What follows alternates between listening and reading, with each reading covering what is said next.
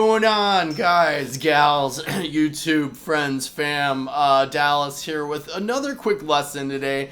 We're gonna do what just kind of a quick conceptual lesson here about contrasting motion is what I'm gonna call it here, because it's part of how I create the illusion of speed. And I called up a horrible loop here to show for this, but I'm not going to sit here all day and fiddle with that for the lesson's sake, to find the right tempos and to show you this perfectly and blah blah blah blah blah. Let's just kind of show it to you and whatever. If you like it, cool. If you don't, you don't. To start here with a couple of examples of what I mean, and let's do this in A. It's going to be kind of an easy key for you to move it around here. We're going to work with a few different string sets here, guys. So let's start on our, first I'll show you. So we're gonna work out of, I don't want to call that this scale, but these notes, these 9 notes here on 8, 7, 5 on all 3 of our high E, our B, and our G string, okay? Then we're also going to shift down here, and we're going to play out of 5, 4, 2 on both our G and our D strings, okay? And then we're also going to mess with this here, which is just 5 on our A, and then sliding from 3 to 4 on our A, resolving on our root there on A, the note A on our E string, 5 on our E string. Now, those are going to be the notes we're going to utilize for this concept, but if you notice a pattern here, a lot of this is using your 1st, 3rd, and 4th finger. So when you see that you have that pattern available to you on 2 string sets that are next to each other, you can use this device, okay? So let's start here on our 1st string set.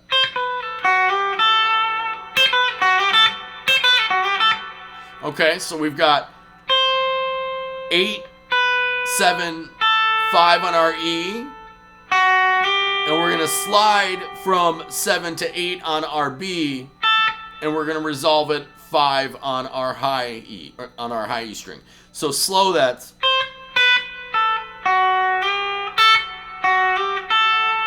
Okay. And then with a little speed. Okay, right? It kind of creates, you can always do.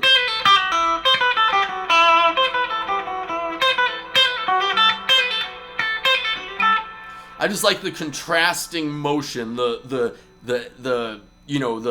descending immediately followed by ascending, and then descending to resolve it. It's like going back and forth, and it just creates a sound to me. That is very, I just like to call it kind of chicken pickany, but it's just anytime you want to create that illusion of speed. So now let's move that same pattern up just a string set here and do the same thing. Because you have your flat 5 here, which I love also, that dirty double stop, right?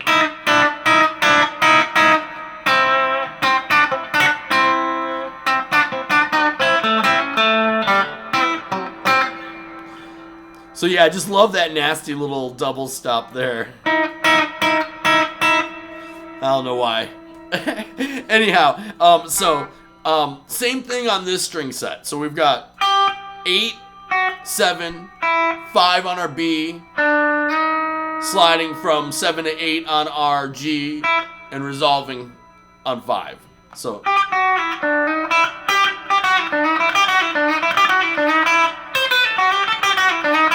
you can follow those 2 up immediately with each other, right?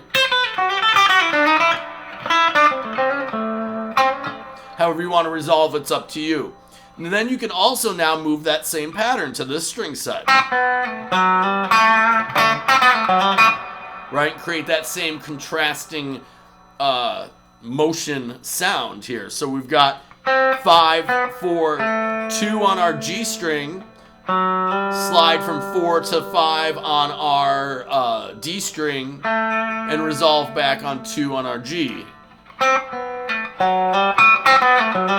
Which, if you notice, that was in a lick that I kind of had made up before and posted. If any of you, not like I'm expecting anyone to have seen that, but you know what I mean. Oh, God, whatever. Anyway, so a lot of the times when I'm doing that kind of idea, I like to kind of resolve it with this little contrasting motion lick too here, because you've got that, you know how much I like to accent my thirds. So, you know, I come in here on 5 on my A string, and then come up from 3 to 4 to accent that minor to major third back to A, which is 5 on your E string, right? So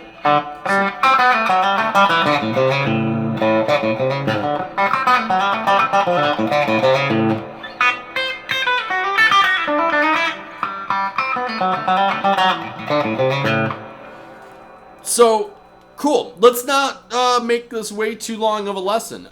This should actually be a pretty short and sweet one, because this is really just kind of outlining that pattern and how that can help you get, build up some speed here. Now, you can do that, transpose that obviously in any key, but you can also do that with other licks. Don't limit yourself to, I'm just getting you started with that pattern. That's with patterns that are 1, 3, 4, as far as your fingers, 1, 3, and 4. But as you know, that those patterns are going to come in other places too. And also, it doesn't have to be, if one of those notes is out of the key, a lot of the times that's okay, especially if you're talking about like a flat 5 and that, right? With that string set, that wouldn't usually be there, but we're going to include the flat 5 as a note that is good to go, right? So, because that's going to work in almost every situation. So, cool. Without getting too far down the rabbit hole here, you guys, because you could, we could do this over a ton of different patterns here. So let's just stick to that for now. Hopefully you can use that, get a little bit of use out of it. I've rambled on enough. Like, subscribe, share if you'd be so kind. You know how much I love and appreciate you all. I will see you on the flip. Keep on picking. Later, guys.